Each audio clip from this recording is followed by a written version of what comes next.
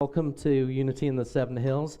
We've got a special guest with us today, Skip Brown from Roanoke. He's going to be playing along with me and doing some of his own music as well.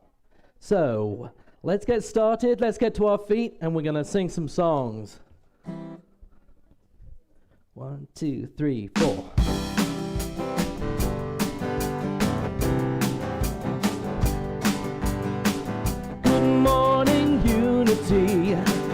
Welcome to harmony. Come through those open doors. This church is yours.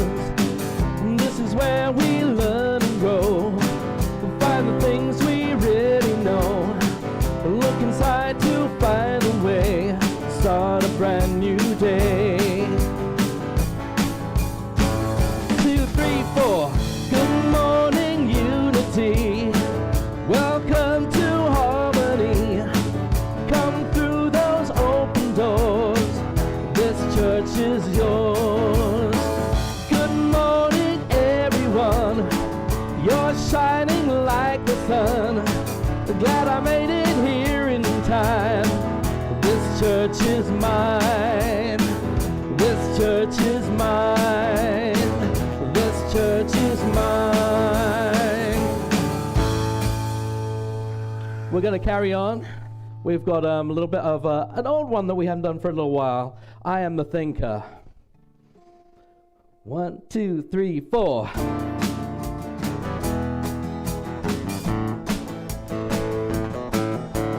I am the thinker who thinks the thought that changes things that shape my life. I am the thinker who thinks the thought. I have the power to change my life. If you ask me who am I am wisdom, I am light. I am more than meets the eye. I cannot be defined. 1, 2, ready, go! I am the thinker who thinks the thought that changes things that shape my life. I am the thinker who thinks the thought. I have the power to change my life. If you ask me what am I am beauty, I am joy, I am more than meets the eye, I cannot be defined. And ready, go! I am the thinker who thinks the thought that changes things that shape my life. I am the thinker who thinks the thought. I have the power to change my life. I can choose to be the light that brightens someone's darkest night. I'm so much more than meets the eye. I cannot be defined.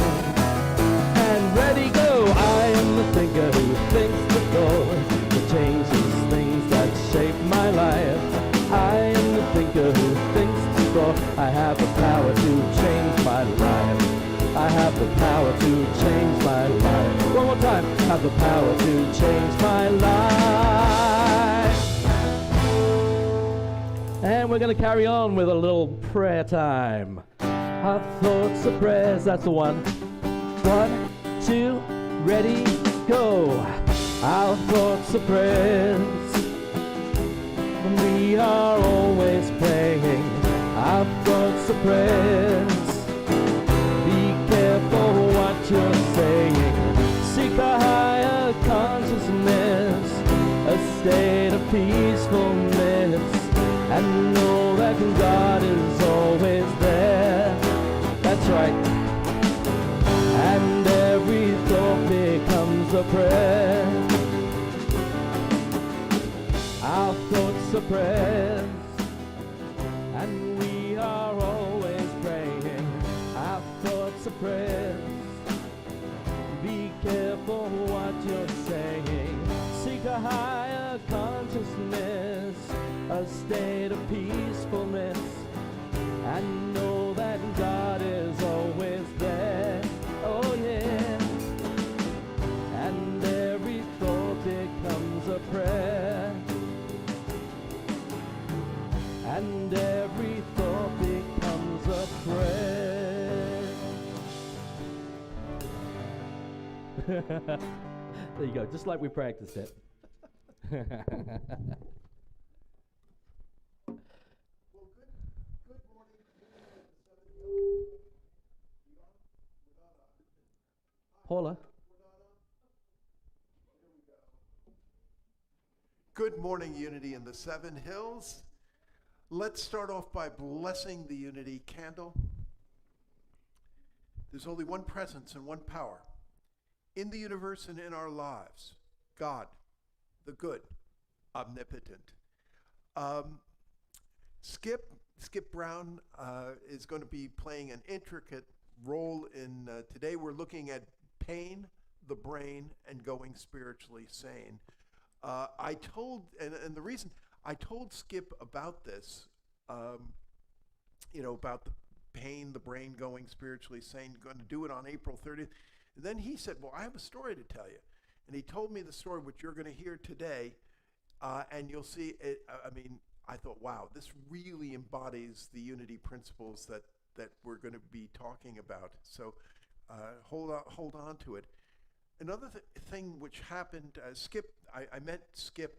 He's a trustee at Unity of Roanoke Valley.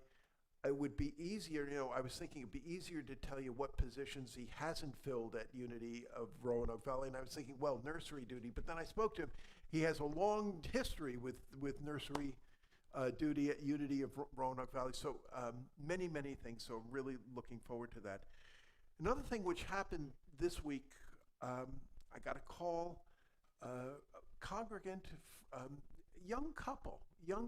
He must have been, if he's in his 50s, late 40s, early 50s. And as a matter of fact, we were hoping to put him on, put Mike on the board. And vibrant health. I mean, they moved to Richmond to be closer to his family. They were active at the Unity Church in Richmond.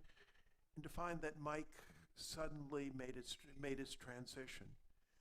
It really hit me. I mean, these principles of health and everything else about this, but that, Buddha was right that in this material world, nothing lasts forever in this form.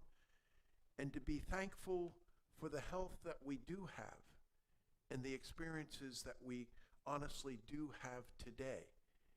And that when we lean in on those spiritual principles of one presence, one power, and realizing it's not a God who's going to zap us for stepping on the cracks or anything, but for a spiritual force which is there supporting us, nurturing us, loving us on our side, then we can really appreciate today. We can really appreciate today and be, thankful for those small things, which a lot of times we might, really take for granted.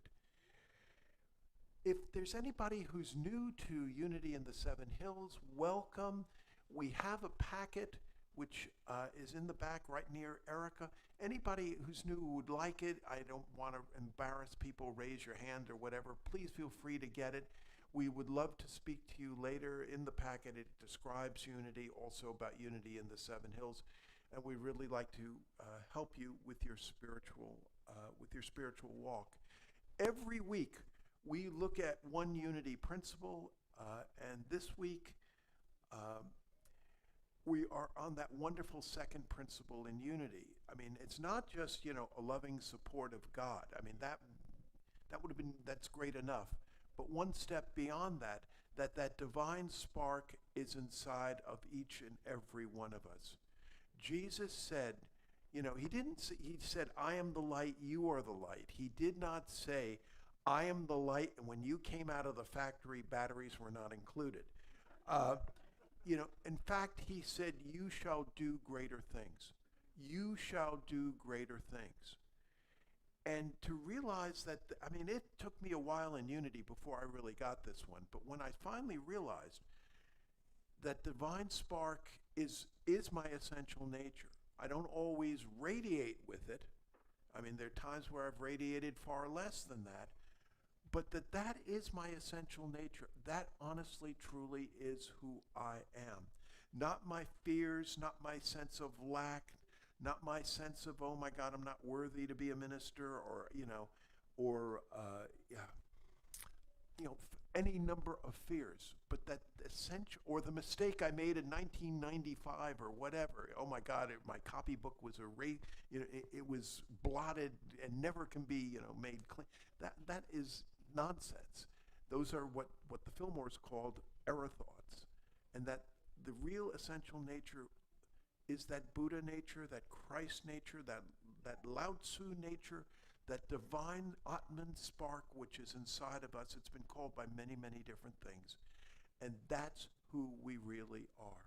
And so when we start getting down on ourselves or whatever, to turn and to remember that's who, that's our essential nature. Why don't we say this unity principle together? Human beings are divine at their core and therefore are inherently good.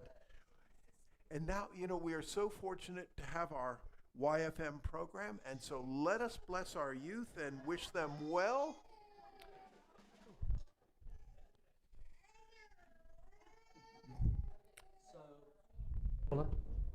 So let's bless our youth together. You are a perfect child of God. God, I love you just the way you are and wherever you are.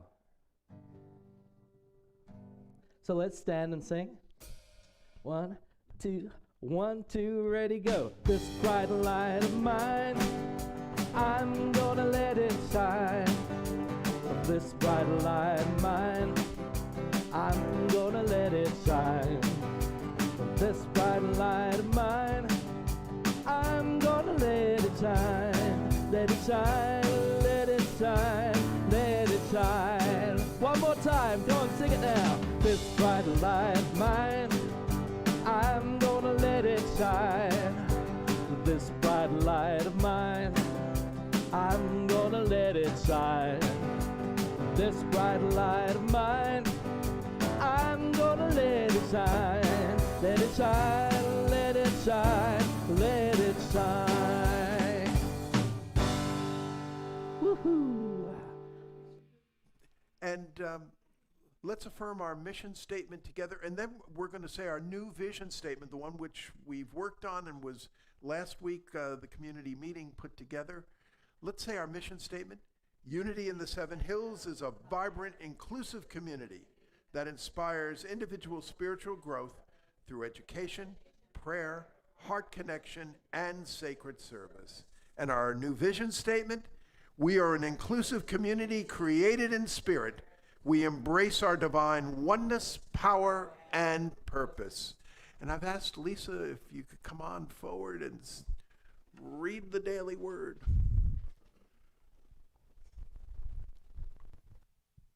This is new. Okay. Good morning, everybody. Okay. So the daily word is, I pause to appreciate life's simplest blessings. Today I give thanks for the simplest blessings, the small things that bring a smile to my lips and a warm feeling to my heart. The hug of a friend, the cuddle from a grandchild, or stroking the soft fur of a beloved pet fills my awareness with love. The sudden lift I see when seeing a favorite person's handwriting in the mail or email in our inbox, or the thrill of spotting a rainbow after a cleansing rain shower spark lasting happiness in my heart. These things and more remind me that true contentment is found in life's simplest moments, the everyday treasures that comprise daily life and draw me closer to God. I focus on these simple blessings and grow in gratitude for my life's many gifts. Happy are the people to whom such blessings fall. Happy are the people whose God is the Lord. Psalms 14. Thank you. Thank you, thank you. And now, some special music.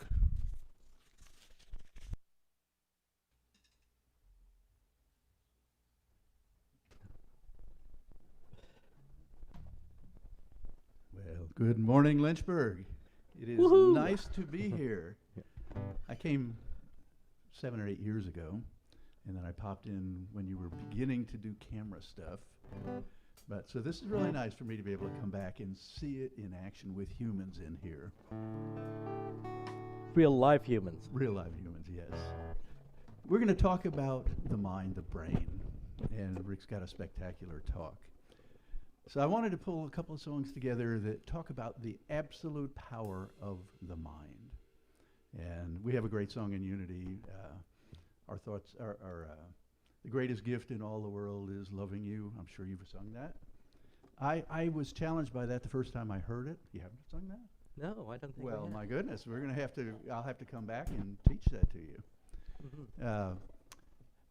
I was challenged when I first heard that song because for me, the greatest gift God gave us was the mind, capable of understanding this man that we know as Jesus the Christ, our way shower. And as with all great gifts, it's up to us to use them. We've got the software, we've got the firmware, we get the updates on a regular basis. The software update is coming here, but we still have to operate the program correctly. And we don't always. All right, now I just want you all to kind of sit back and enjoy. Somewhere in the Midwest, in the middle of the night, there's a man. He's in a mid-sized car, driving down the middle of the road, in the middle of the night. We've all been there. You know, he's in the middle of his midlife crisis. And he just decides, nah, I can't go home. So he turns his car around and he drives to the airport. And he flies to New York City, where he makes connections for London. And he makes connections for India. You know, he gets on a train and he's going to go to the mountain. He wants to go see the wise man. You know the one. The one with the answer for the hole in his heart.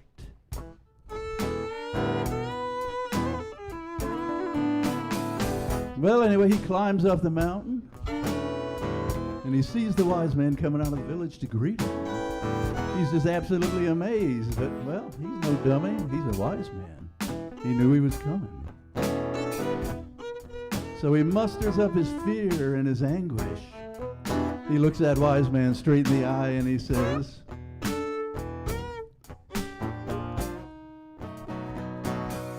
well, help me shake this nightmare. The punk has found my heart. I need to move my spirit, but I don't know where to start. I need to fill this empty hole, but I can't find the missing part. I'm just down inside myself. And that wise man says,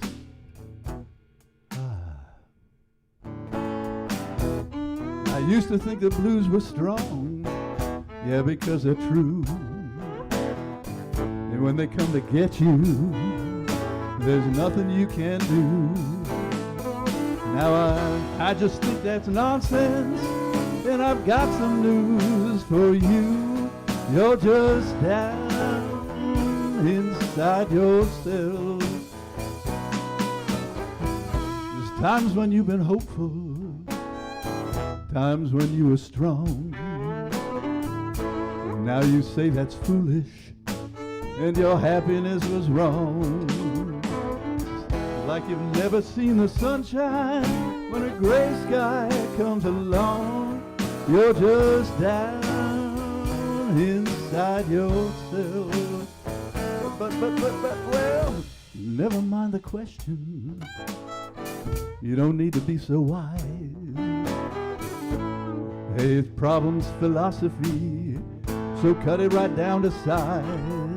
Right now it's physiological, in a logical disguise. You're just down inside yourself.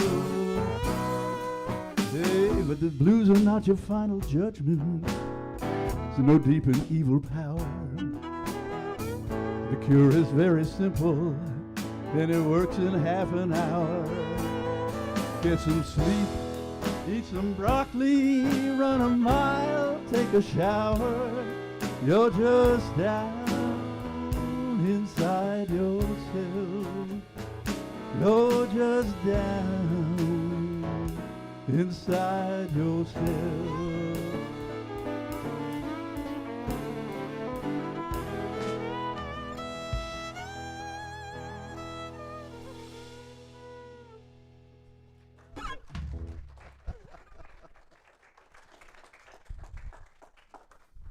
Wow. Thank you. Skip is also, outside of Unity of Roanoke Valley, he's also sort of the major domo of a major festival in Roanoke, Festival in the Park, May 26th, 27th, and 28th. Wonderful. I mean, one of the, many wonderful groups, but one of them is 1964, which is a group, I mean, they are so good. You're feeling like you really are seeing a concert with the Beatles. I mean, and it's just a wonderful thing. Come on down. It's a wonderful, wonderful time in Roanoke. I really love and admire Charles Fillmore, the co-founder of the Unity movement, for so many reasons. But one of the reasons is because he not only was a lover of spirituality, but he was a lover of science and felt that there should not be any war between them. They're both looking after going for the truth and everything else like that. St. Augustine, many, many years ago, said that if your interpretation of Scripture disagrees with sound science, then there is something wrong with your interpretation of Scripture. That was boatloads, ago. And but again, Charles, he was born before the Civil War. Way back, William James wrote The Varieties of Religious Experience and started expressing these ideas of new thought. And in those days, there was a lot of hostility between science and religion. And Charles's attitude was, don't worry about it. We're just at a point where spirituality is a little bit ahead of science. Don't worry, science will catch up. Science will catch up to this. And quite frankly, I think he's been proven right. And I find it fascinating because I've seen that catch up in my lifetime. I entered the Unity movement in the 1980s, and then starting to learn about the power, the power of mind, the power of consciousness. Our thoughts are prayers, and we are always praying. That third principle in Unity about the law of mind action, a thought in mind produces after its kind, the law of attraction. You're sitting in negativity, guess what you're probably going to be attracting to yourself? And it just really clicked for me. And I had some cardiovascular issues back in the 1980s. And so I really started applying this stuff. Now, what I love about Unity doesn't say, this is not Mary Baker Eddy and don't see a doctor or anything else like that. And I'm sure we all remember the story, but this bears repeating. The story is it's a flood and the guy's on the top of his roof and along comes a canoe and he says, come on, hop into the canoe. The guy says, no, I'm waiting for God to save me. And, a helicopter comes, it throws down the rope, and the guy says, thanks, but I'm waiting for God to save me. And the waters come up and the guy drowns. Well, he's really angry, He goes to God and he says, you said you'd save me. It says in the good book, you're going to save me, and here I'm drowned. God says, what do you expect me to do? I sent you a canoe. I sent you a helicopter. So, Unity's idea about, go to, there's biology, there's organic reasons a lot of time. Go see a doctor. And we're not, don't take medicine or anything else, where's your faith? Et cetera, et cetera. But it's a whole, I was just so struck by the holistic approach to it. And so I thought, I'm going to really take this meditation really seriously. And I'm going to take mindfulness really serious. And I started to see, I would have my cuff on my arm to measure. I started to, and I was still taking the medicine. I hadn't changed the medicine, but I started to see real improvement in my numbers, in my cardiovascular numbers. So I'm go to the cardiologist, and I tell him this. He said, "That's nonsense. That stuff has absolutely no impact on cardiovascular issues." I thought about that. I said, "I'm with the wrong doctor," And so I got with somebody who did believe that this functions, and so. It was the 1980s, and I was a member of my home church in those days was Unity of Fairfax up north in Virginia. Reverend E.J. Niles, who's still a wonderful spiritual mentor to me, and she was married to a guy by the name of Harv. And Harv, oh my goodness, he was a very modest man. I mean, if anybody could brag or whatever, but he was so modest. He was with IBM from the days when it was, just a little old corporation to when it became, and he was down there in Manassas, Virginia, with the PC division, which was just starting up and all. He was not exactly lacking for funds, and he had they had a beautiful house, pool, and all that, and they would invite us down for. They'd invite us down for swimming and barbecues and all that. And so we're swimming, and all of a sudden I hear, "Come on, we got to go watch this." And everybody gets out of the pool. I remember the air conditioning's on. I'm freezing and wrapping it down. It was Bill Moyers, and it was a star. And again, 1980s. This was big news in those days.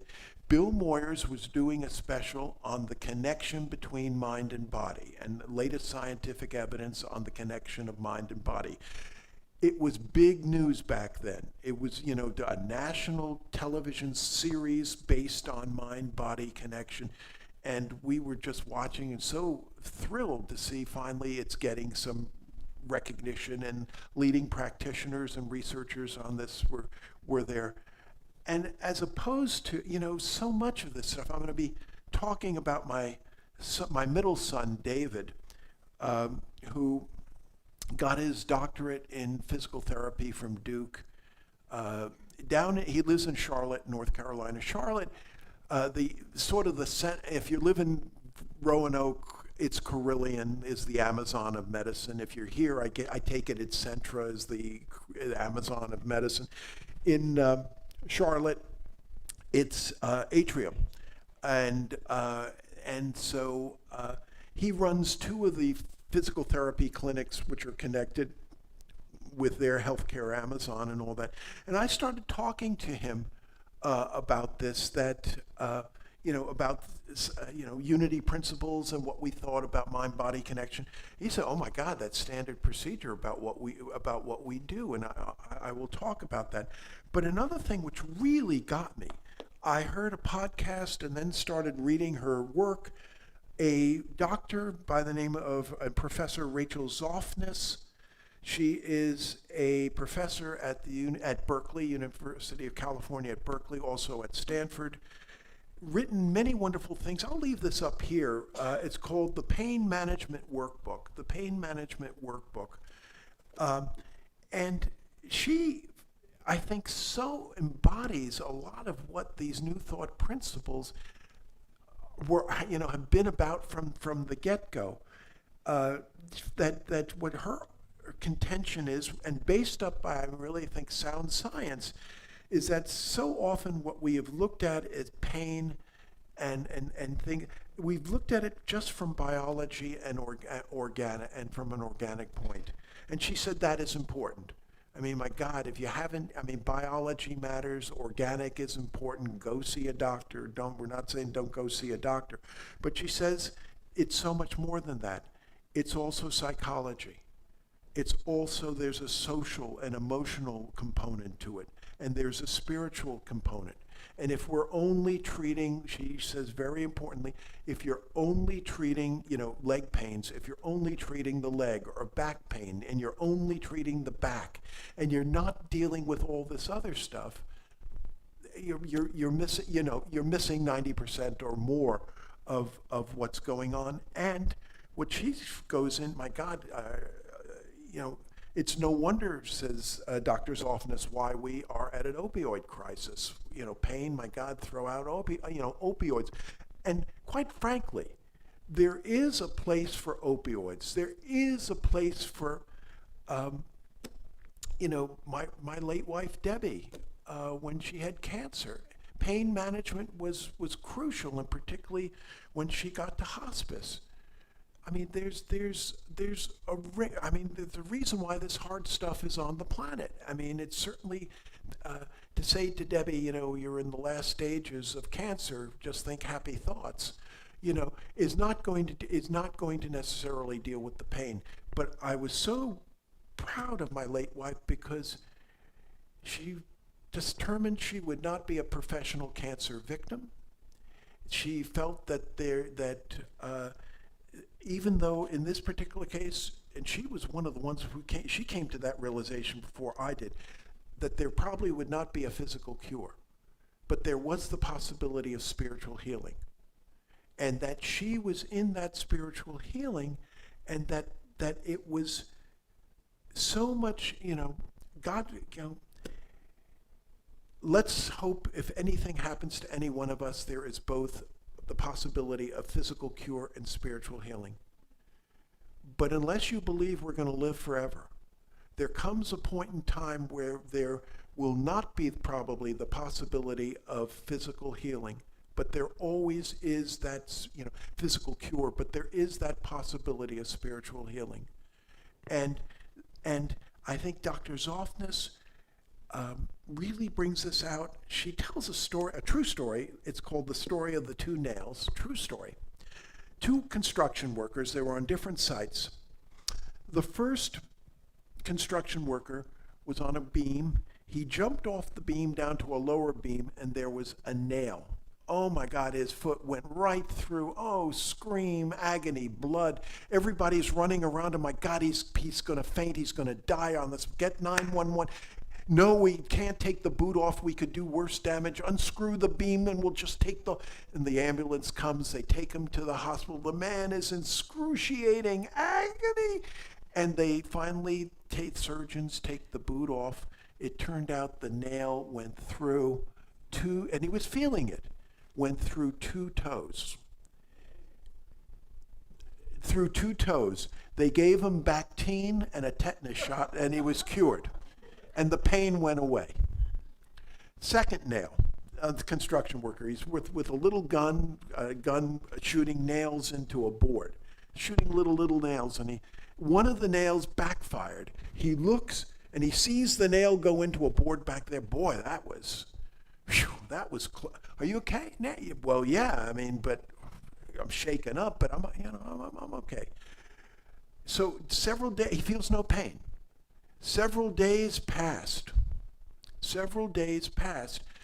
His wife looks in and says, there's a black spot on this. Let me look. She said, it's metallic. You better go see a doctor. It turns out that it didn't backfire into the board. It backfired into his jaw.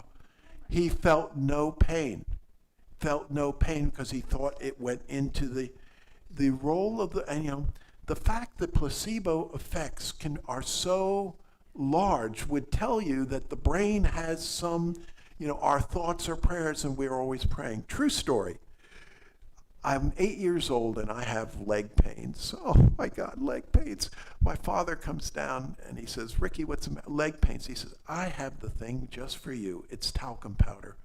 He takes the talcum powder and massages my leg and, the pain went away. So now I'm 16 years old. I'm feeling the pain. I go into the medicine cabinet. I knock something over. My mother says, what are you doing? Downstairs. Ricky, what are you doing? I said, my legs hurt. I'm getting the talcum powder. She turned, my father's name was Charlie. She turns to me and says, Charlie, would you go downstairs and tell him the truth? And I swear the talcum powder never worked again. And now this is not to say, just throw your pills away, think happy thoughts, and all of the pain's going to go away and all that. Two different friends, both of them discovered that this didn't happen simultaneously, but within a year or two, they were first diagnosed with stage 4 pancreatic cancer. And what I found out, it's not unusual in pancreatic cancer to get diagnosed. Sometimes the diagnosis comes very late. The first person, and so both of them died. None of them received a physical healing. But one was centered on a spiritual cure. One said, all right, I'm probably not going to survive this, but I want to go unity. He said, I want to go like Myrtle Fillmore went. I want to go with spiritual healing. I want to be centered on this. I want to take this, if it's a few months that I have left, I want to make this the best few months, the most meaningful few. I want to volunteer in soup kitchens. I want to do the best I possibly can, be of love and service. And he did that. And I don't want to say, it was joy in Mudville every minute and everything else like that, but went with spiritual healing. The other person was fighting it tooth nail and all the way, and felt more pain, and it was not a pretty ending. So Rachel Zoffness talks so much, and I think there's so much to be said about this, about cycles, for example, and documenting it of thoughts and beliefs, emotions, behaviors, and then how the body reacts.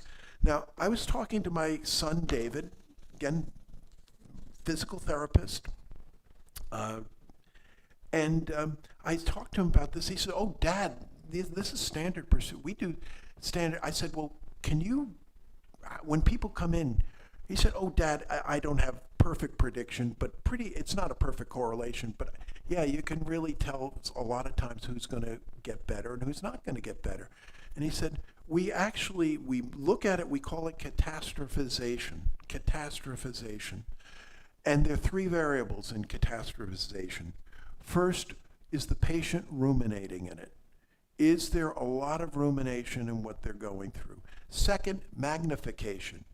The power of the mind, the magnifying mind, what the mind is centering on, and that is a very important variable. The third is helplessness and hopelessness. You have magnification, you have rumination, you have helplessness and hopelessness, and that's not a good recipe for cure. And he said, we have interventions. They don't always obviously work, but we try through various techniques, and we feel that this mindfulness stuff. Oh no, Dad, I say to you, in 1980s, probably Atrium, Centra, and Carillion would not have recognized that as valid procedures to go through, and yet now this very much is what they recommend and what they go through. So again, I think that Rachel Zoffness and others, Dr. Zoffness is right. She says if you just treat leg pains by just looking at the leg, back pains by just looking at the back, it's not just about the leg or back. And to look beyond that and to take, as it were, a broad approach. Again, I'm not saying just think happy thoughts and everything's going to, you're never going to have medical problems. There was a time in Unity circles, I am told, where if you were a minister and you were sick, you didn't want to go to Unity conventions. Why? Because obviously you're not working these principles properly. If you were working these principles properly, you wouldn't be. And even the Apostle Paul, in his words, he said, I have a thorn in the flesh, which no amount of prayer has been able to lift. So, I mean, even, the spiritual greats went through times where there was something which, who knows what it was, and et cetera, et cetera. So I think there's a greater feeling that, nowadays, if you look at somebody and say, well, if you were just working these principles, you wouldn't be, that's a lot of times called metaphysical malpractice these days. And that's not the case. I mean, I so admire Viktor Frankl, the great German Jewish psychiatrist who in the 1930s wound up in Nazi Germany, wound up in Auschwitz. Was it because of his thoughts he wound up in Auschwitz, because of his concept? No. I mean, if you were Jewish in Nazi Germany, there's something called collective consciousness, and if you're in Germany in those days and you're Jewish, there's a good chance you're going to wind up, in that. But Viktor Frankl's consciousness in Auschwitz led to his great classic Man's Search for Meaning, and led to incredible contributions to psychology and to spirituality. And so our consciousness really, I think a lot of times, really does so much matter. And so I think what Dr. Zoffness and New Thought and my son David are saying, first, we need to take a holistic approach to these things. Yes, there is a biological side, but there also is an emotional side, a psychological side, and a spiritual side. And when we aren't looking at those things and just looking at limited biology, a lot of times we are missing what can really make a difference. And second, that there is an important mind-body connection, and that our thoughts really do matter. And lastly, that unity's fifth principle really matters. What's unity's fifth principle? Remember, it's that it's not enough just to know this stuff as head knowledge. You have to work it into your daily lives. It's very easy to be Mr. and Mrs. Spiritual in this, in the confines of this church on Sunday.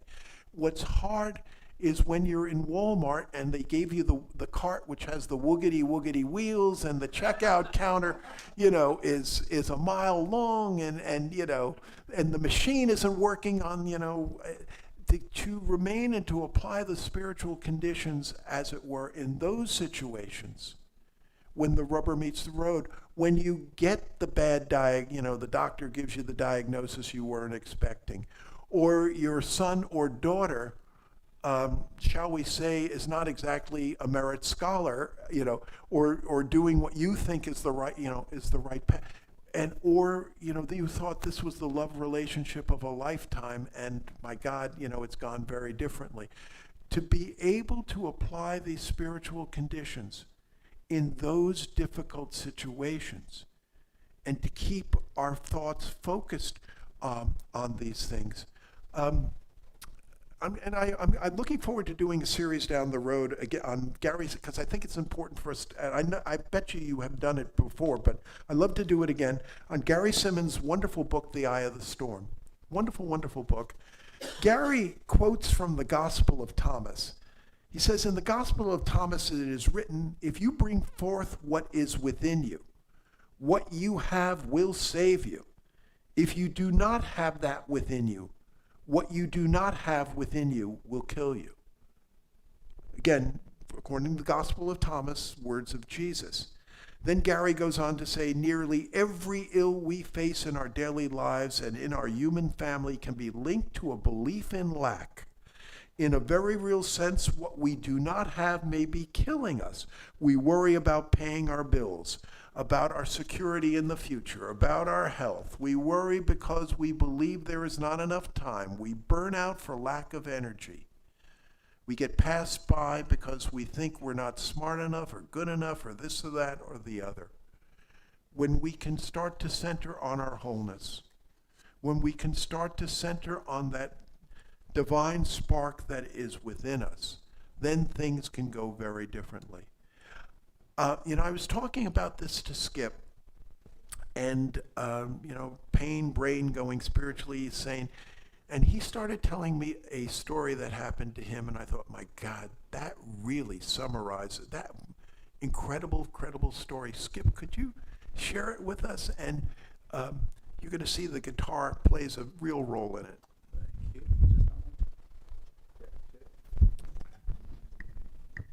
There we go. It's February. It's 36 degrees. It's raining. My wife and I are renovating the last house of the 5 that we decided we wanted to renovate. I was setting the last window in the last house, and I went to the work box and I had no window shims. I needed one window shim, one. It's 4:20. Lowe's is right down the road, but it's raining and I don't want to go, so I decide I'm just going to cut a window shim out of a 2x4. On my knees, on the floor, table saw, cutting a window shim. And I looked up and I told my wife, who was in the next room, "Sweetie, I think we need to repaint that wall. There's something dripped on it." And then I looked up and I realized there was something across the ceiling, right down the front of my face, on my glasses. I looked down and my lovely white T-shirt had this big red line, and there was a red line across the floor. So I thought, oh, something happened. I looked down and my index finger was gone. So what Rick is talking about is, yeah, I'm cutting a window shim and I cut my finger off. There's this itty tiny little piece of flesh and there's a little mark left right there holding it on. And we had this rule in the house: if in fact you hurt yourself, and if you whack your thumb with a hammer, you don't scream, because I'd come running up and kill myself trying to get to you. So she's in the next room. I said, "Okay, I've hurt myself. It's real bad. We need to go to the hospital." She comes running in. There's blood everywhere, obviously. And I'm holding my finger in my fist like this with my finger dangling off. She takes off her T-shirt, dirty as can be. Mine had blood all over it. Wrap it up, go to the hospital, which was 4 doors down, fortunately. Carillion, this big, lovely hospital. And I walk into the ER, and she said, you go in, I'll park. So I sat down. There were 2 young ladies sitting in the back of the check-in area, and I said, "I cut myself. I think it's really, really bad." And one of them turned around and said, "Well, just hold your horses." They were talking about their date the night before. And I thought, okay, how do I respond to this? So I just unwrapped, laid my hand down, and bled all over the counter and passed out, got their attention. They dragged me back. The orthopedic surgeon that comes running in to fix me is a client of mine. So I'm a retired broker. So he's a client of mine, and he looks at me and he says, well, you won the best injury of the day contest. There was a lot of dark humor in ERs that goes on, believe me. And so he Frankenstein stitches me together, fuses the bone together, but I had shredded all the nerves and all of the blood vessels. He looked at my wife and he said, it's really not, it'll heal, but it's going to be really rough. I said, well, when will I be able to play guitar again? And he said, never. One of my clients was a hand neurosurgeon. So I went to see him, and he said, well, this was like 20, 25 years ago. I've been in Unity 47 or so years, so I believed it. I really embraced it and believed it. He said, we can do an experimental thing. We'll take 6 nerves out of your left ankle, graft them into your hand, and then we'll have to strap your hand into the Queen's wave with a cast that goes all the way to the tip of your finger. So if you bend it, it will break the nerve connection. And he said, if it works, and he didn't know if it would work or not, it will probably reconnect. Think a bunch of spaghetti where you're just holding a bunch of spaghetti together. When you start feeling sensations, 6 to 7 months, nerves grow at 1/10 of a millimeter a month. If you touch the top of your hand, you will probably feel the side or the bottom. And it was, sure enough, 7, 8 months later, it came back.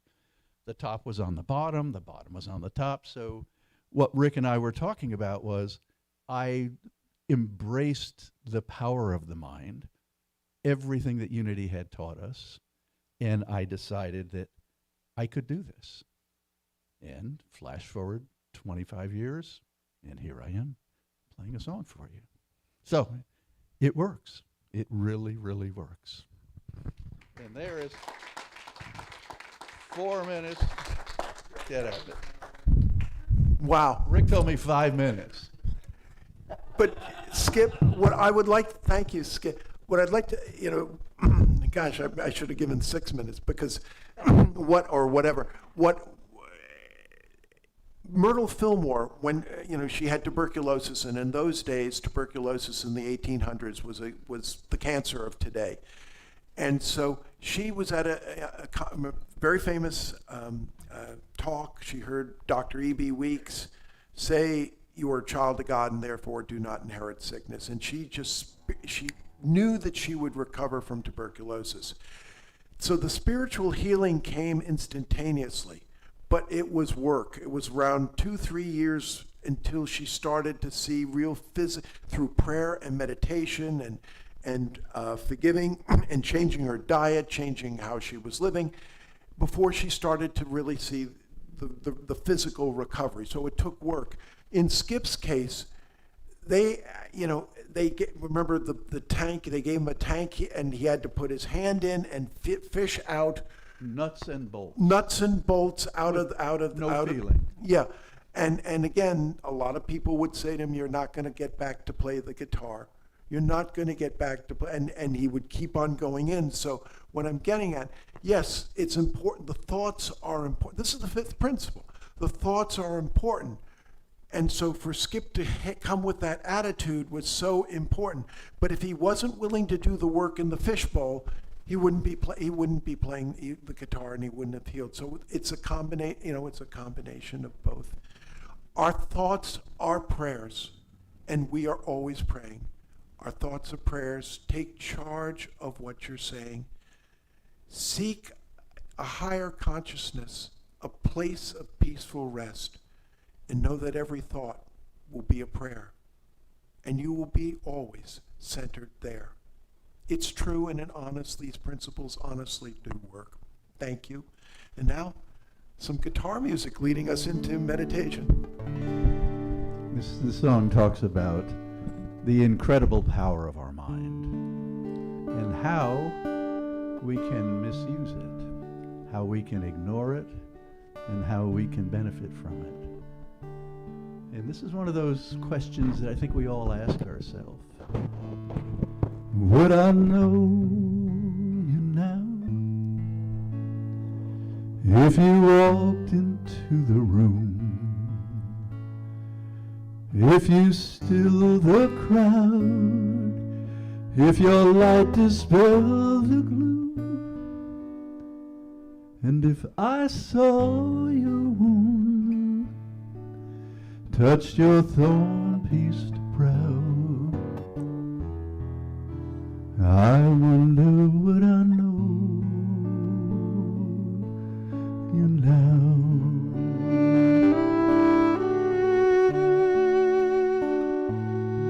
Would I know you now if you walked into this place? Would I cause you shame? Would my games be your disgrace? Or would I worship you, fall down on your face? I wonder would I know you now? Or have the images I've painted so distorted who you are, that even if the world was looking, they could not see you, the real you. Have I changed my true reflection to fulfill my own design, making you what I want, not showing you forth divine, divine.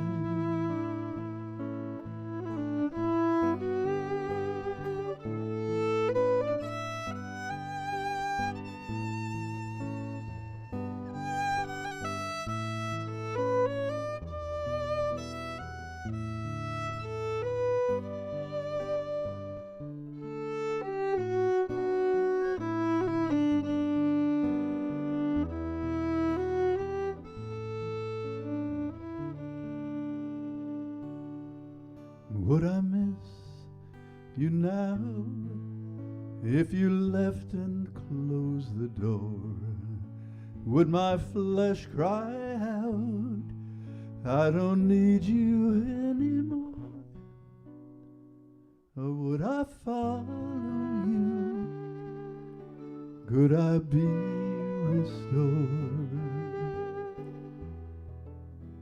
I wonder would I know you now?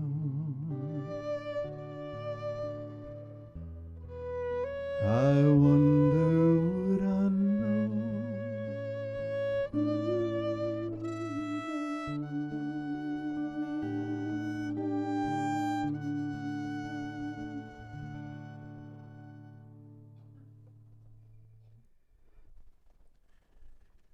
Let's take a deep breath in and slowly let it out. Let's take another deep breath in and slowly let it out. Let's close our eyes if we feel comfortable doing so. A few days ago, the daily word was healing, and the affirmation was, I am whole in mind, body, and soul. I trust my body, mind, and soul to carry me through life. In prayer, I claim health. My healing may take different forms from someone else, and I may make room for new and higher outcomes than I ever saw before.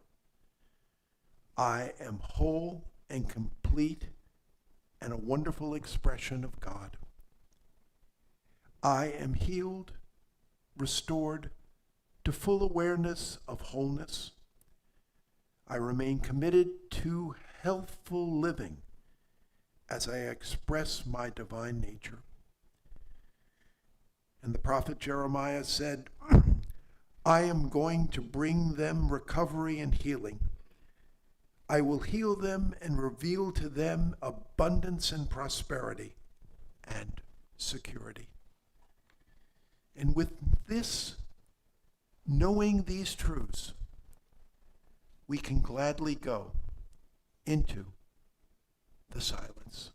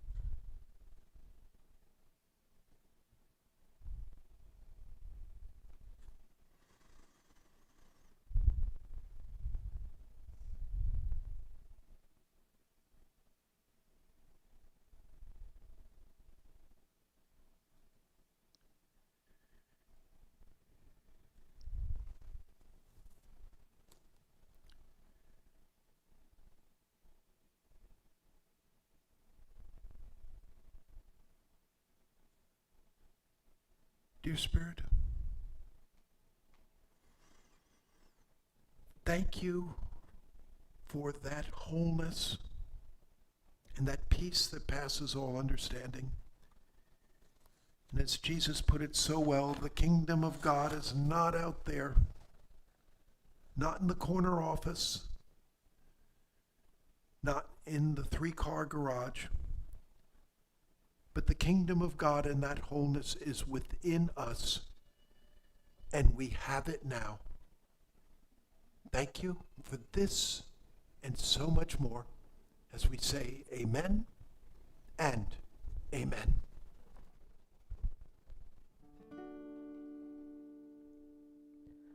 The light of God surrounds us. I am the light of God. The love of God enfolds us. I am the love of God. The power of God protects us. I am the power of God. And the presence of God watches over us. I am the presence of God. Wherever I am, God is. Wherever I am, God is. Wherever I am, God is. And all is well. Let's stand and sing. The light of God surrounds us. I am the light of God. The love of God enfolds us. I am the love of God. The power of God protects us. I am the power of God. And the presence of God watches over us. I am the presence of God. Wherever I am, God is. Wherever I am, God is. Wherever I am, God is. And all is well.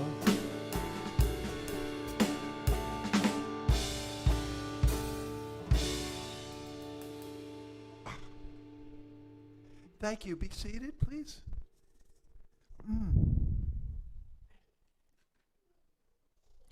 Thank you, Skip.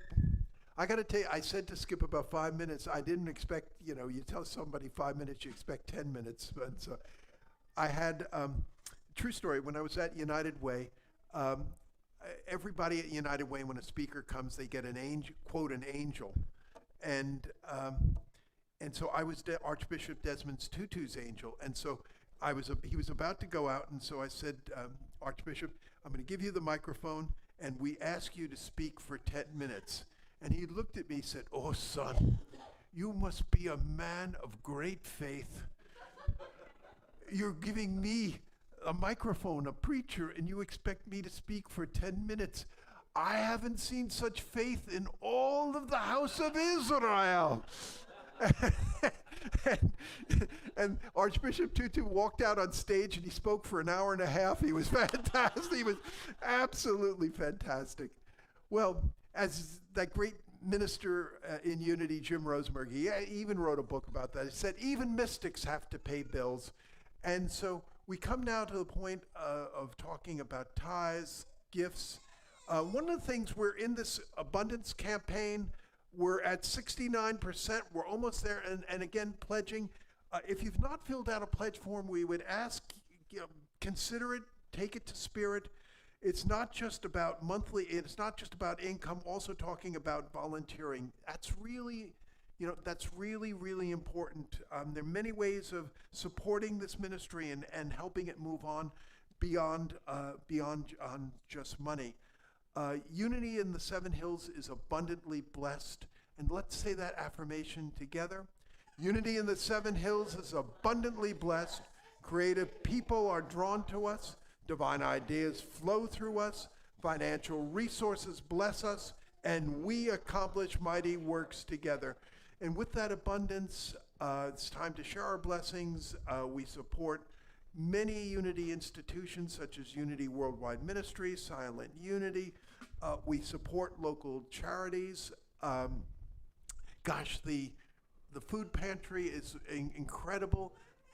We're soon going to be having a refrigerator outside, so it will be more than just dry goods, which we can support.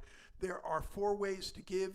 And folks online, you can give through Zelle, which I find Zelle works really well.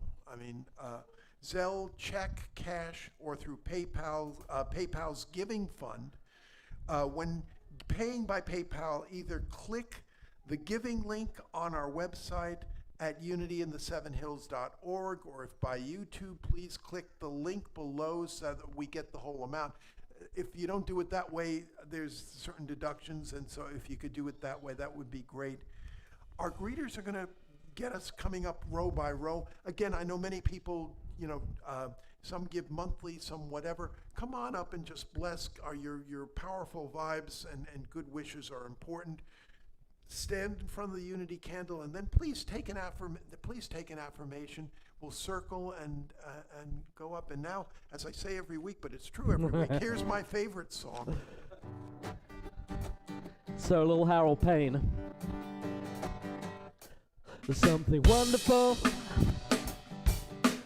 wonderful is happening to me right here, right now. I can feel it in my body, I can feel it in my soul, I can feel it in my heart, and it won't let go, no, it won't let go. All this love inside, we can let it shine out, yes we can. There's something wonderful is happening to me right here, right now. I can feel it in my body, I can feel it in my soul, I can feel it in my heart, and it won't let go, no it won't let go. All this love inside, oh inside, yeah. We can let it shine out, yes we can. Something wonderful is happening to me right here, right now. I can feel it in my body, I can feel it in my soul, I can feel it in my heart, and it won't let go, no it won't let go. All this love inside, oh yeah now. We can let it shine out, yes we can. Something wonderful. So let's say together the blessing of the gifts. Divine love through me blesses and multiplies all that I have, all that I give, and all that I receive. United in mind, body, and spirit, I dedicate these gifts as they grow to bless our community, our neighborhood, and our world. Thank you, everybody. Thank you to Skip for helping us out with the music this morning, for speaking with us. And I do want to remind you that there is the festival in the park which Skip organizes. Now, Skip is also recording my band right now in Roanoke. He's got a great studio, Johnny Lex and the Allies. And we're opening for his band on the 28th, who's opening for 1964, the Beatles band. So if you go to the whole weekend. We have an event that day, so don't overpush this, please. Oh. Hey, I don't have that event.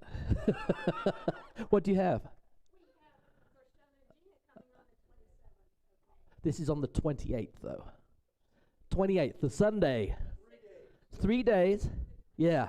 So we are on the last evening, the last show, and I think it's Memorial Day weekend. So you probably don't even have to get up the next morning. So do the Gashoni thing on Saturday. Come, see them on Sunday, but see us out in Roanoke on Sunday. And here we go. Let's do the closing statement now. So thank you for joining us today. For a schedule of our events, don't forget unityinthesevenhills.org. So let's say that together. unityinthesevenhills.org. Copies of the calendar and newsletter are in the back. Here's what's happening soon. Don't forget to join our continuing classes, Angels 101. That meets on Wednesdays at 1 p.m. Looking at angels through the ages, religions, and the experiential ways of appreciating angelic messengers. One-to-oneness meets Thursdays at 7. Following meditation is going through the Bhagavad Gita. Both classes are hybrid, so come in person or join via Zoom. Interested in becoming a member of our community? There is a new members class following today's service. If you have any questions, speak to Reverend Rick. And there is lunch provided. So go downstairs, have fellowship, but then meet us upstairs in the conference room, and there's lunch, and we'll have a wonderful time. Now there will be an opening prayer discussion group starting tonight at 7:30 on Zoom. We will begin with a look at the anatomy of prayer, a 4-part series by Reverend Richard Burdick of Unity North Atlanta. Gina and Gashon are here on May the 27th. Don't forget that. And don't forget to be here with the Bliss Bash Kirtan experience. Get ready for sacred chanting, singing, and dancing from 4 till 6 with ecstatic music from this phenomenal duo. You can purchase tickets in advance for $20 on Eventbrite. Tickets at the door will be $25. We have many posters to put out, so please come see us if you're able to help with distribution. Wise Women meets this Tuesday. If you have not received an invite, email the office or contact Bonnie, and she'll get right to it. We have one more announcement, that is yoga will not be happening this week. Rhonda's away for a week, and then back to it as normal. Your prayer chaplain today is Sally. She's right there. For all your prayer needs. Join us downstairs after the service for coffee and snacks if you're here in person. If you're watching at home, don't forget to like, comment, subscribe, and click the bell icon for notifications. It's the easiest way to access our live streams. Is this on? Oh, yeah. So today, if anyone wants to come up, it's okay. Okay, that's okay. Today, we did a lot of reading Disney stories. We also read, we didn't get to finish this book, but about a grandmother and her granddaughter talking to the grandpa in heaven. Hi. And then we had a couple of tumbles, accidental tumbles, but we learned to love and hug a bear due to that experience. So, yes. Hey, come on. Woohoo. Can we say thank you to Lisa for coming and stepping in? Leslie. We appreciate you, and we behold the Christ in you. Thank you, yes. And let's close with the peace song. 2, ready, go. Yes, there is peace on earth, and yes, it begins with me.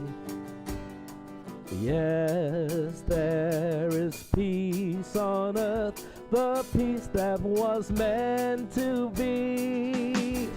With God as creator, united all are we. Yes, we walk with each other in perfect harmony.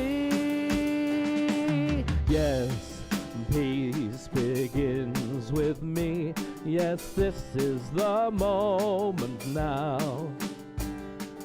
With every step I take, yes, this is my joyous vow. To take each moment and live each moment in peace eternally. Yes, there is peace on earth, and yes, it begins with me.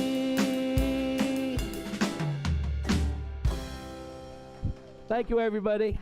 See you downstairs.